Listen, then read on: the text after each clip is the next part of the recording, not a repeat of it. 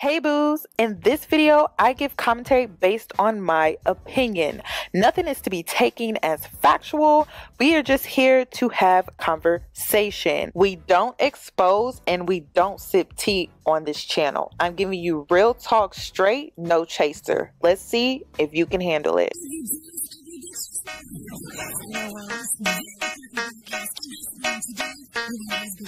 Cause I'm a boss. I haven't done anything for you to be proud of. Of course you have. You are marrying a man who can support you.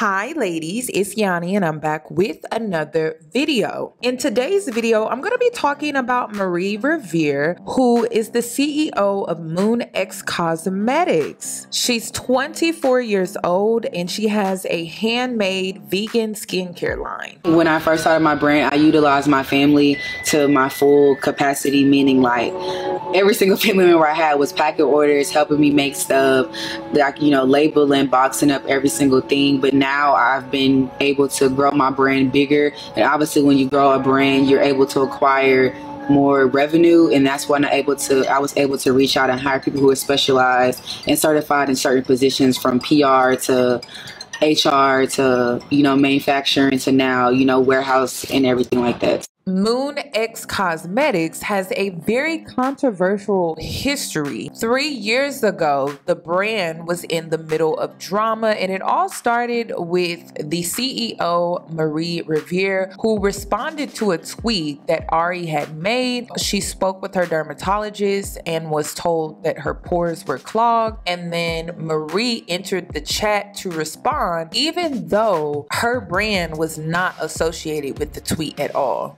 And she put up a statement that didn't sit right with the owner of Moon-X Cosmetics. Now, Ari is always promoting Moon-X Cosmetics on her Instagram page. She has several videos up showing how you use the product. So they had a good relationship as far as business and promo, and it seemed like Ari even liked the products that she sold. But when Ari made a comment on Twitter, everything went left. So Ari said, my pores were so clogged up, and my dermatologist said it's from putting oil on my skin every day. All this time, never knew. Now, just to be clear, you guys, Ari did not mention anybody's name, any businesses, nothing. And we all know if Ari has something to say, she's gonna say it. But the owner of Moon-X felt like she was talking about her, and she went in. So she reposted Ari's tweet and said, LMAO, bro, this gotta be a joke. And then this lady gonna follow up by saying, one thing about me, I'ma sue you. Customers haven't had the best experience in the past with Moon-X Cosmetics. People complained about the products not being FDA tested. Others complained about not receiving their products on time. And they had complaints about using the products and then experiencing a really bad breakout. And then the most important part about the reviews that I saw consistently, a lot of people complain about the poor customer service. Fast forward to today, and after a year of rebranding, Marie Revere improved her $1 million brand for the better. She calls it the rebirth of Moon-X Cosmetics. She recently got personal in an interview where she talks about the lessons from failure and from success. Moon-X Cosmetics. Remember them? I do. So I had the opportunity to attend their relaunch party in Houston, Texas, and I just want to say that this brand is doing things right. Whatever critiques you may have about how they operated in the past, they have taken all of that criticism. They've looked at every tweet, every email, and they have applied it to this relaunch. I'm very proud of Moon-X Cosmetics. It wasn't until she uploaded a 7-part story time on her TikTok about how her business destroyed her family. And this got a lot of people invested in her story. Ultimately, it was truly about her failures and how that also played a major part in her success. Here's a story of how my business destroyed my entire family, and I am now 4 years no contact with anyone in my remote family. So okay, and also, by the way, when I say immediate family, that means my mother, my stepmom, my stepsister, my cousins, my aunties, uncles, my, everybody besides my dad. Now, let me give a quick backstory on my business and pretty much like how I was even able to do that. So I started my business 8 years ago when I was 17 years old, my senior year of high school, and I struggled with acne. I started getting all of my first pimples during my senior year of high school, that's prom, senior pictures, graduation, field trips, all this. So I started getting my first pimple, and I got it right in the middle of my forehead. And then eventually it started spreading everywhere. So I grew up overseas in Seoul, South Korea, and I was trying Cetaphil, any type of brand you could think of, Clean and Clear, a lot of Korean skincare, and it just was not helping my skin. So I ended up moving back to America after I graduated in July of 2017, and I was always very into like my own body wash, body care type of situation. So I ended up making a body oil named Rose Galore. And I put it on my website. And at the time, I was only selling shimmer body oils and a few lip glosses at the time. So I ended up putting my body oil named Rose Galore on there, and Rose Galore eventually became a facial product. One of my customers brought it, used it on their face, it cleared their face. I posted it before or after, and my customers was like buying it back to back to back. But I had coconut oil in it. So I reformulated it and I added more healthier, So yeah, I also reformulated and I added vitamin E to it, organic rosehip oil, argan oil, like a lot of more fattier oils to it to really help me reformulate it so it wasn't very cloggy, because the main ingredient in my body oils was coconut oil at the time. So moving forward, I ended up doing that and my business blew up, and I had a major success with my Rose Galore facial oil, which was good for, clearing everybody's blemishes, acne, hyperpigmentation, whatever you could think of.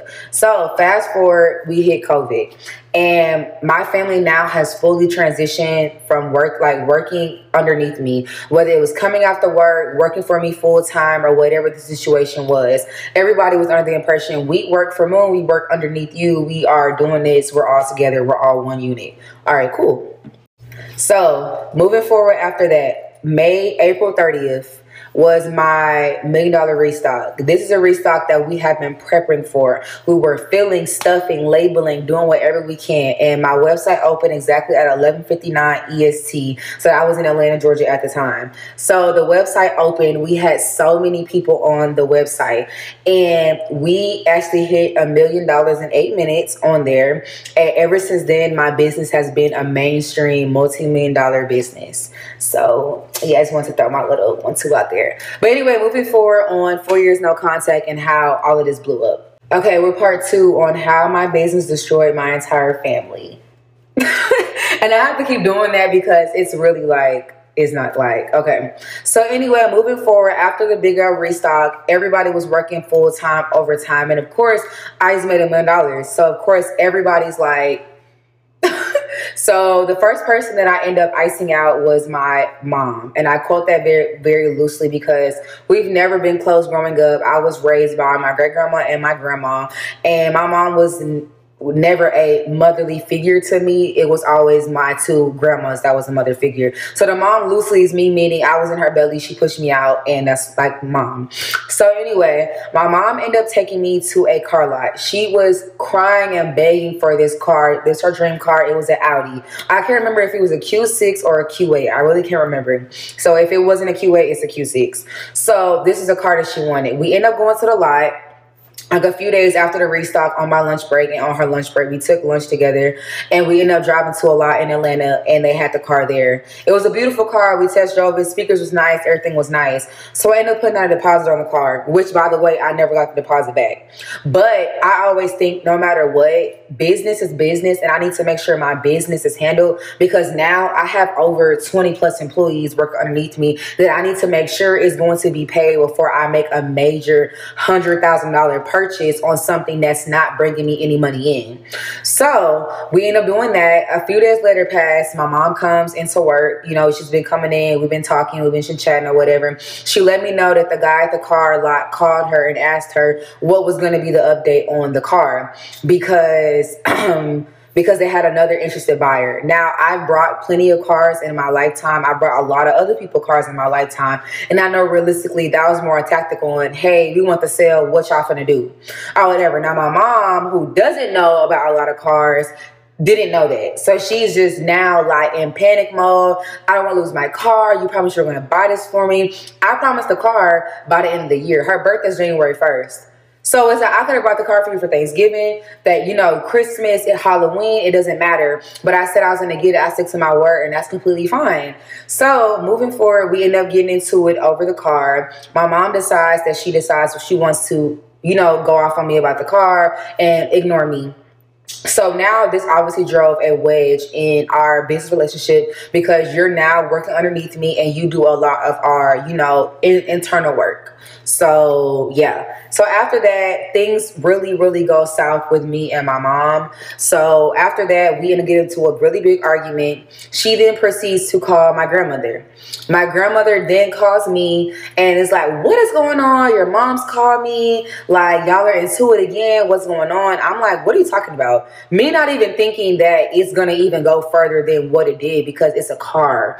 Like, it's not that serious. And it's a car that you never had that you're expecting me to spend my money on, which I don't mind doing that. But it's like, let me handle my business first. And by then, if you know, my $1 million wasn't even in my account yet. My $1 million was on hold for review because that was the most money my brand has ever brought in at the same time. Not in general, but literally all at once. So, of course, they held it to make sure this was legit and they released it later. But it was like, you're begging me to spend money that I don't even know if I'm going to even have yet, you know? So part 3 on how my business destroyed my family. So part number 3, where we're back at the part of my mom ended up calling my grandma. My grandma calls me and was like, what is going on? Your mom is calling me. She's upset. She's yelling. She said she's going to go to your warehouse. She said, so you need to get up because I don't know if this is really going to happen. I said, what do you mean? I said, you know, mess with all the other stuff we're talking about. I said, what do you mean? She's going to go to my warehouse. She was like, your mom told me that she's on the way to your warehouse right now to go get the locks changed and that she's going to start putting stuff in your oil. She's going to really make you pay. And I'm asking her, pay for what? Pay for what? And she's not telling me. So I told her, I said, I know this is all over that Audi. My grandma's like, what are you talking about? I said, she got mad at me because I wasn't able to pay for the Audi in cash at the moment like I said I would. So now the whole direction of this conversation has now fully changed because my grandma didn't know what exactly she was upset for. She was calling me to let me know, hey, get your ass up, go to work and make sure you and your brand is okay because this is how you make, you make your money or whatever. And you have over 30,000 people's money because I 30,000 orders, 30,000 people's money that's expecting our stuff. So I rushed to the warehouse. I get my locks changed. I changed my alarm code. I changed the email passwords to everything. I'm like, this is crazy. I make sure she haven't been in there. I checked the camera. She didn't even make it there yet. I end up beating her. The locksmith's there. I'm like, bro, put a rush on. I'm going to tip you. I'm going to tip you. Like, come on, I need you in and out. I need you in and out. Because I didn't want her to walk in on us in there changing the locks and it be like a whole scene. So everything was good. Nothing was tampered with. Thank God. And at the time when she called, at the time she also was like, I'm going to call the fire marshal on you because I did get my shipment of 500,000 bottles to my warehouse. And we were out of code, meaning everything was above, like all the way to the ceiling, which is you're not supposed to be. But it was fixed immediately after we were notified that that was out of code. But while we were in the process of doing it, she was threatening to call the people on me. So I was like, all right, you're really playing dirty. Like, this is crazy. And she was like, oh, and I'm going to expose you to the shade room. I'm going to let them know what you're doing.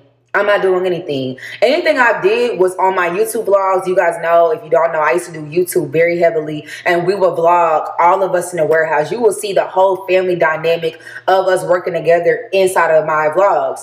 And that was the reason why I was talking about vlogs, for us to look back at later look back at later and really just be like, you know, oh, this is crazy, you know, good times, yada, yada, yada, or whatever. So moving on after that, I officially cut all my contact off with her. I ended up blocking her. I already had her blocked after we got into it about the car, but we block each other and block each other all the time. So I was like, it's not that serious. And I know that we work together, so it was like, we're going to have to talk about it eventually or just move past it like we always do. Y'all know how it gets with black families where you have to brush everything underneath the rug. So that's how it was with them. So anyway, we're going to go ahead and go to part 4. We're going to talk about the next family member. Part 4 on how my business destroyed my family. Okay, so we're now on part 4 where we're discussing last one. Pretty much about me and my mom falling out about the car. So next thing you know, my birthday rolls around in August and my mom ends up deciding to write a letter on my birthday. So as I'm leaving out of my apartment, you know, I went downstairs, went in the parking deck, was getting out of my car. Getting in my car, I always check my email before I pull off. Usually I do it before I wake up, but I was in a rush. So it's my birthday, August 30th, and, you know, Virgo. And I end up checking my email, and it's an email, and it has my mom's first and last name on the email, and it's like a demand letter. So I end up getting a demand letter on my actual birthday from my own mom saying that she's demanding X amount of money from this, this, and this, that if this doesn't get paid by this amount of time, she's going to end up suing. She's going to go take it to court, and that she will be exposing me, letting people know about my business, letting people know that I don't keep my word. And she's going to the shade room, like yada, yada, yada. And she knows one of my biggest fears was to ever get really publicly a bad prep or a bad name, because at the time I couldn't handle that type of stuff. I was 21 years old. Like I had just turned 21 on this day. So I was 20 years old and I was just dealing with all this. So moving forward, I end up getting a letter, and I immediately called my 2 people that, like my COO and my director of operations. And we're on a call, and I said, did y'all get this letter? They got the letter. So we're all on the phone like, what is going on? So my director of operations ends up calling my lawyer. No, one of them ended up calling my lawyer, and we were on the phone with my lawyer. And my lawyer was like, what's going on? We were at the letter, and she's like, who is this from? And I was like, my mom. The whole phone got so silent. And if you understand how embarrassed and just how humiliating and just disgusting I felt having to explain to my lawyer that my mom could possibly sue me over nothing, it blew my mind on how this was even like a real thing. Like, I was just flabbergasted. And on top of this, you waited until the day that you know I came out of you and you know it was my birthday. You wanted to ruin my birthday. So you were already being like vindictive when it came to the way that you even went about the situation. So anyway, after that, we all decided, you know, we're going to handle this another day. So my lawyer decides to end up, you know, writing her stuff. And I can't go into too much detail on the conversation with her, my mom, or even me and my mom about that, because that was like a legal matter. So I can't go too far into detail when it comes to that. But just know this lady really tries to take me down over a $100,000 car. And this is why I want to say family is family, friends are friends, but blood doesn't make you thicker. Blood is not thicker than water, and blood does not make you family. I have friends that have never, ever crossed me in a dynamic that my family has in my life. So I consider all of my friends to be my family. And any of my family is X'd out. What they don't tell you about success is that your family can be your biggest downfall. Sometimes your family can be your biggest hater when it comes to your success. And this is why you have to follow your own inner guidance, and you can't listen to those outside of yourself because they may be misleading you. And her mother, who I'm assuming she always wanted to have some type of relationship with, I believe her younger self wanted that. But now that she is starting to see success within her business, the first person that had their hand stuck out asking for something was the person who was never really there for her. And that's disheartening. But see, that's what they don't tell you about success. People who've known you for a while, even those that may have taken care of you when you were younger, whatever the case may be, they feel entitled to your success. They become liabilities quick because they're not really contributing. They're not trying to help you bring in more money, or they're not trying to help you sustain the success success that you have. They're just trying to take from you. They're not trying to give you anything back in return. And then they have the nerve to be arrogant and entitled when it comes to your success and the success that you're seeing in your life. I also need people to understand that you cannot spend more than you make. If you spend faster than you can bring in money, then you will be broke. And it seems like when people make money or when people see others make money, they think that that's it. No, if you're not bringing in money but you're spending it fast, you will be broke. Okay, can anybody understand where I'm coming from when I say this? And when I say this, I'm meaning I am tired of being the rich, wealthy friend in my friend group. Sometimes it gets very overwhelming and it gets very draining when you're expected to cover, or you feel like you have to cover all aspects of the outings, the innings, the dinner, brunches, clubs, bottles, trip itineraries, like everything pretty much, or like certain things you want to do. And the group of friends you have, you know, realistically, you can't do it with them. So you have to pay to have fun or like do it with them because you don't want to do it alone. Does anybody understand this, or am I just being like extra? But I don't feel like I am, because when I talk to some of my other friends, they understand. But I know it's a thing called elevating your circle, and I am working on that this year. But I just want to know, does anybody else feel that way, like in their friend group? And if so, how did you get past this? All right, so now we're at part 5 of how my business destroyed my family. Now we're at my surprise party. So my stepmom, my sister, all of my old friends from Korea, they all drove down from Tennessee. A lot of my Atlanta friends, my friend, boyfriend at the time, like everybody pretty much, and all of my majority of my employees were there. And they did me a great surprise party for my birthday, even though my birthday started out shitty because of, you know, the thing with my mom, but it really turned out great. And I was very excited. I was happy. I had a great ass time. Like I was just, you know, cooling and booling or whatever. So moving forward, I allowed my stepmom and my stepsister to come back to work. I really was on the fence about it because my stepmom and my mom are married, and I felt like you be with her, you gotta go too. You know what I'm saying? Like everybody pretty much has to go. But I decided to let my stepmom continue to work because she was one of the faster fillers, because I had hand, like, you know, bottles that I had to pump. I taught her how to pump, so she was faster at this point than me because I was just mixing. So I really did need the help. And she let me know we won't be discussing her. You know, I said, I don't want you on the phone with her. I don't want none of that here. I don't want her picking you up, dropping you off. I don't want none of that. If so, you can't work up in here. She said, okay, it was cool. We were always good after that. But now moving forward, I'm now going to speak on my next part to where it kind of gets a little... Okay, I'm back. And I also do want to throw this in there. So I do want to make it clear that when it comes down to me and my family dynamic, when it comes down to pay, I know that was a very big thing. And that's another reason why, like, I know that was like a big conversation between a lot of the family members. Everybody in my family was on payroll.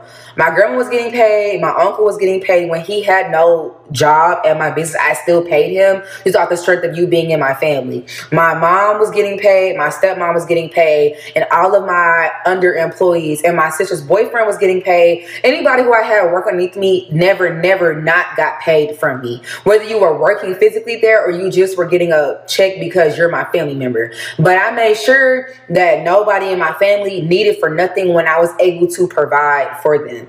And I want to just make that very clear, because that was a thing, like that was trying to be the narrative with my mom. And no, everybody in my family got a paycheck, whether it was like $100 million, which is not what it was, or 50 cents. You were still going to pay something from me, whether it was what you wanted or what you feel like you deserve, you still got paid. And I feel like for you not to be working, you were getting paid for free, that's something. So I just wanted to throw that out there. Okay, part 6 of how my business destroyed my family. Now I want to go ahead and move into, okay, after that, like I said, everybody went into no contact. I eventually ended up blocking my entire family after that, because once I found out that my grandma, who raised me from me being an infant to me being an adult, like really was like my best friend. Me and my grandma did everything together. I moved to Korea with her. Like we did everything together. That was my ace boom coon. Like that was really my mom for real. So when I found out that she wrote the letter, it really destroyed me, like mentally, physically, emotionally. I was sick to my stomach when I found out that she helped write the letter. And to this day, my grandma acts like she doesn't know why I stopped talking to her. She doesn't know why I stopped communicating to her. But you know that you wrote the letter. Like, you know, you helped your daughter write the letter. And this is a great example of why I'm always saying you can't wait or rely on people to validate what they have done to you, or validate the trauma that they have given you, or validate the disrespect that they dish towards you. Because it's interesting how so many people can act oblivious to what they did towards you and then walk around and pretend like they don't know what they did that caused this separation or caused this cutoff. You have to validate yourself, and you have to validate your own experiences, and you have to speak your truth and stand on that, because you can't expect for other people to validate what they did or what they put you through. And I feel like no matter what, it should be no reason to ever allow anything like that to get to that point to where you would turn on me. You know what I'm saying? It was like, just before this, I gave my grandma money to pay off her house and my mom to pay off her credit card bill. And that video of us went viral. And that was genuinely from my heart. Like, this before I had even touched $1 million. I was doing that because that was my gifts to y'all. Like, y'all, if you know, you know. Whether me and my mom was close or not, I still always tried to make sure it was some type of salvage relationship there between us, whether I knew it was not meant to be or not. That's still, you know, my mom. And that's what we're taught. You have to still force something that's not there, even though, because they're family, you know? Another form of gaslighting that I see in toxic people, they pretend like they don't know what they did, or they act oblivious to it. And we're talking about adults. Adults are accountable for their own actions and the things that they do. If they can't answer when it comes to what they did and the actions and the decisions and choices that they decided to make, that is another form of gaslighting. Because how are you just out here doing things towards other people, yet you don't recall, you don't remember, or you act oblivious about what you actually did? That is not someone that you are safe around. And so, in my opinion, her cutting off her grandmother and her mother was just the safest thing for her to do. And it was going to offer her more peace, because having people like that so close to you, and then you really can't trust them because you know they're not going to take accountability and ownership for the things that they may do towards you. Then they want to act oblivious for what they did, and then they want to turn around and try to put the whole thing on you. You're never safe around people like that. But I don't believe in that. I never will believe in that. And now I'm older, I'm happy that I don't have to believe in anything like that. And I would teach any of those that are around me, whether it's my nieces or nephews on my dad's side, or, you know, whoever, that's not the case. If you don't want to talk to somebody and protect your peace and protect your mental, or they disrespect you, or they even go do it to the extent because they know your family, you cut them off like you would cut off a stranger. You cut them off like you would cut off a bad boyfriend. Don't ever stick around for nothing that is not meant for you and not meant to make you happy. So I want to just throw that in there as well.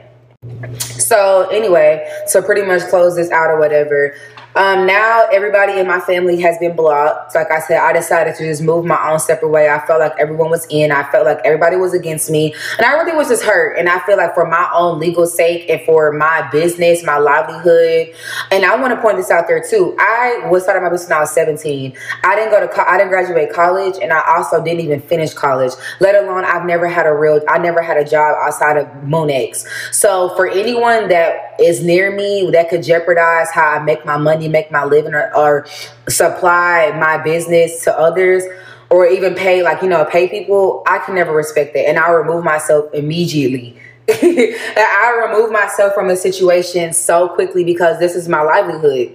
You know what I'm saying? So when my mom pulled that stud and I felt like my entire family knew, I just removed myself. Like, I removed myself from it. And my stepmom got cut because you land with the enemy. My stepsister got cut because I feel like you over there with them, y'all conversating, y'all plotting against me. She may not have had nothing to do with it, but either way it go, you gotta go too. Your boyfriend, he a liability. He gotta go. So it's like, that's just what it is. My grandma, you wrote the letter, you lied and act like you didn't know that I knew you wrote the letter. You really act like that, and I stopped talking to you. So that's pretty much like the gist of it. My uncle ended up coming into work, like, you know, once he found out about the whole situation. He flew down from LA and he walked in and he was like, why don't you just pay your mom the money and we could just move on from this? And ever since that day, I blocked him as soon as he left outside that door, and I never spoke to him ever again, because for you to even want to pick sides on something like that, or not even let your own niece know, you dead ass wrong.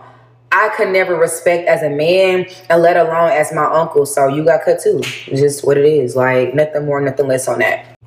Part 6 on how my business destroyed my family. And like I said, please ignore my makeup stain. I just did it. So I also want to point out too, I want to say maybe a year and a half has now passed. A year and a half now has passed. And I also moved out of my apartment. I brought my first home. I couldn't share that with my family. I couldn't invite my family over for barbecues, dinners, nothing like that, because, you know, we're no contact. Holidays go by. I spend majority of them alone unless I'm with any of my friends. Well, majority of my friends are booed up, so they be with their significant other, which is perfectly fine and perfectly healthy for them. So usually I spend a lot of my holidays, my birthdays and stuff like that by myself, but I don't celebrate my birthday. No matter what year I try after 2020, my birthday just has been kind of ruined, because every year my birthday reminds me of that letter I got, and that letter literally turned my world like upside down for real. So yeah, I just really don't really celebrate my birthdays. Like, no matter how hard I try to, it just never works out. So August 30th is a day for me. But I do want to say, when I finally decided to come out about my story, because a lot of my customers really would ask me, especially when I did my first pop-up that same year back in 2020, which was in November, Black Friday, everybody would come up to me, where's your mom, where's your grandma, where's your aunt? I want to meet them, they so funny, I want to see them. And I'm like shit faced trying to explain to them on, damn, my mom tried to sue me just a few months ago, so I can't even tell y'all about that. I don't talk to my girl. Like, I just had so many like ways on how embarrassed and just sad I felt, and people asking me, not knowing. I literally went to the bathroom and I cried my eyes out at my pop-up shop, and it really altered my mood when it came down to me doing my work. But I pushed through. We had an amazing pop-up, and thank you to everybody who came out to that as well. Like, I really did appreciate it. But years passed when I was decided to move out of Atlanta, and I was in Dallas. I was in Dallas in my hotel room alone, and I made a video on my YouTube channel called 23. And that's when I had just turned, no, 22. I had just turned 22 at the time. And I had made a video doing my makeup, Get Ready With Me. And I broke down my whole entire like life story that I'm telling on here. I broke it down in my video. And that video grossed so many views in the first 12 hours. And I'm not sure, I'm quoting it, on how my mom found out about it, but she left the meanest, nastiest comment on my video to where I had to even take the video down. And I feel like I've been forced to keep silent on how I felt and the things I really went through since 2020 a secret. In life, sometimes people will try to silence you when you finally decide to speak your truth. And the reason they do this is because they honestly don't like the character that they played in your story. And what people like this don't understand, if you were to change the characters in your story, you wouldn't have a testimony. You wouldn't have purpose. You wouldn't have anything. And that's what they don't understand. They make it about themselves, and they're not making it about you and what you went through and how it caused pivotal changes in your life. It caused a shift so impactful that you're not even the same person. They caused so much impact in your life with what they decided to do and how they chose to show up, that now it created some type of adversity for you. So when you speak, you come from a place of telling your testimony and how you made it through and how that can be helpful, purposeful, and inspirational to others. But they don't understand that because they're too busy making it about themselves and how they look. And instead of them taking accountability, they would rather put it all on you. And again, that's another form of gaslighting. And I too am a firm believer that you can't have relations with people that are like this. By you having relationships with them, you invalidate what you went through because they're not willing to acknowledge what they did and they're not willing to take ownership and accountability for what they did. You can't have relationships with people who are like this because if you do, you invalidate what you went through and the trauma that they caused and the emotional turmoil that you went through, and you didn't think you was gonna make it. So it's like you can't have relationships with people that are like that. And I hate that. And I feel like me going through that really has altered my business, has altered how I view my business, has altered how I view myself, relationships, friendships, anything like that. And I could say that situation has made me so bitter, would have made me so bitter, not had made me so bitter back in that time frame, to where I was so mean to my customers.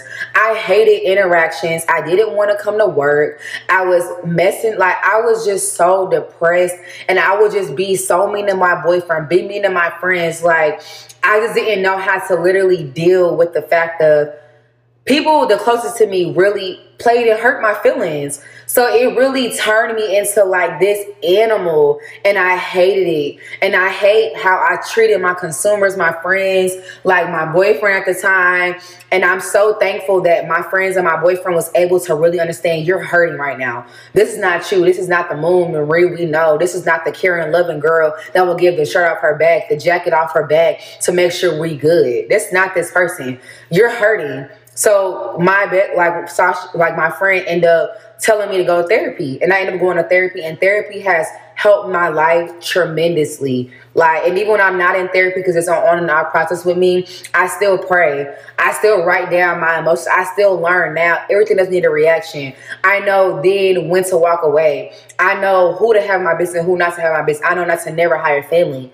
I know not to never let family ever help me like that. I know to tell anybody around me that's struggling with this to cut them off and put you first. Like, I had to learn all of this at the age of 20. Literally the age of 20 and 21 and ongoing now. I'm now 25 since last month, and every day this doesn't cross my mind, but I have grown tremendously from this. And I could really say, for me to get on a platform as big as TikTok and really get through this without time, like my eyes watering up, I'm pausing and all that, I really have grown, and I'm so happy I'm able to share my story. And I took 2 years off of working because I just could not focus on my business. I almost lost my entire business over my family bullshit. And my business ultimately destroyed my family. But my business is my baby. And I don't regret anything I went through with my business. And I don't regret having my business. I'm blessed beyond measures. I feel like I'm 25. I'm still here. I'm still kicking. We are 8 years in. MoonX is still starting strong. This went from me making this in my kitchen to now being in a lab with dermatologists, chemists, and I just am blessed and I'm thankful. And I just wanted to come on here and share my story. And I want to say, anybody who's battling or dealing with anything like this, to wrap this on up, because I understand the video is long, but seriously, and I want to speak more on the Black community, our African American community. Please speak to somebody. Please stop allowing people to brush how you feel underneath the rug. That shit is not okay. That shit is not cool. That shit is never cute, and it's never going to talk about it later. No, I want to talk about it now. This is bothering me. And please do not let anyone that hurt you alter you as a person. This has altered me as a person tremendously, to where I didn't even recognize myself. And like I said, I was so mean and just so evil. And I hate that that's a lot of first impressions that people got on me. But I hope now, and just in general, as time passed and people really meet me and know me, they're like, oh, you're nicer than I thought you was. And I'm like, I have to just take that as like, damn, that's not what I want people to think about me, but that's what I've shown them. My lashing out, me trying to make people, me trying to hurt people how they hurt, how I was hurt. And that's not cool. But anyway, to wrap this up, like I said, I want to thank you for watching this little TikTok series. This has been heavy on my heart, literally for the last 4 going on 5 years. And I just feel so relieved and just so thankful that I'm able to get this off of my chest.